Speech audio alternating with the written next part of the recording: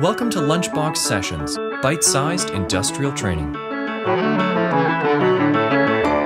Hello, this is Carl from lunchboxsessions.com.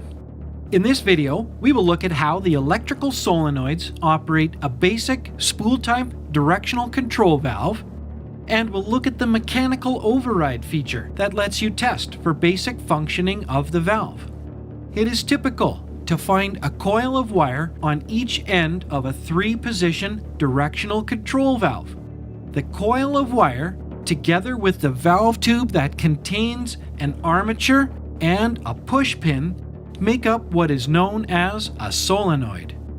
Also observe that in the main valve body there is a spring on each end of the spool that helps return the spool to the center position when the valve is in neutral.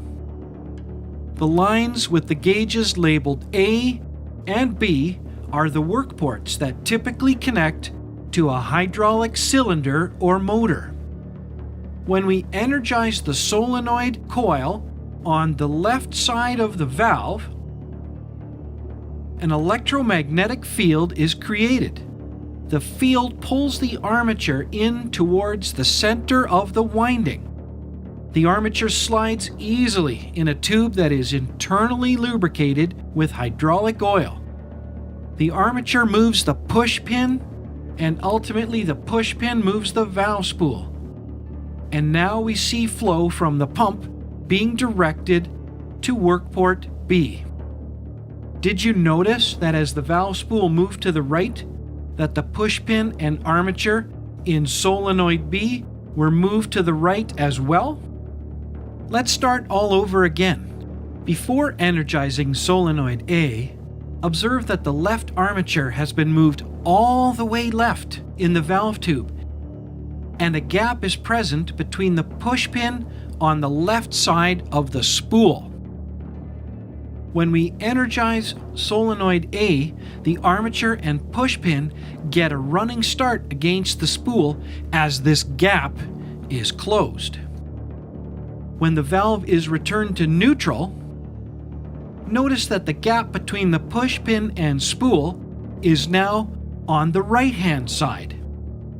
Whichever side of the valve has the push pin gap has a slight force advantage when that solenoid is next energized. In order to help with troubleshooting and basic valve testing, many solenoid valves include a mechanical override. A mechanical override is simply a pin on the outside end of the valve tube in the center of the solenoid assembly that can be activated with a small screwdriver or hex key.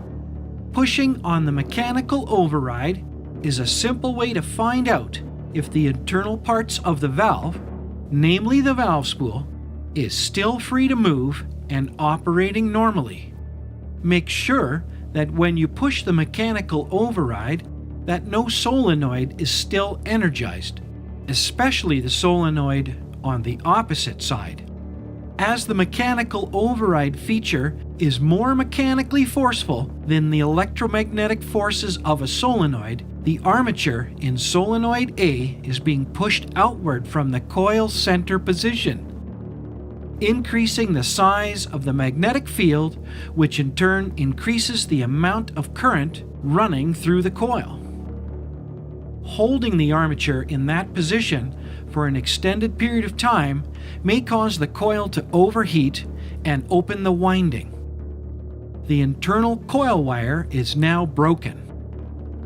That's a few of the basic functions of solenoids on hydraulic directional valves. Thanks for watching.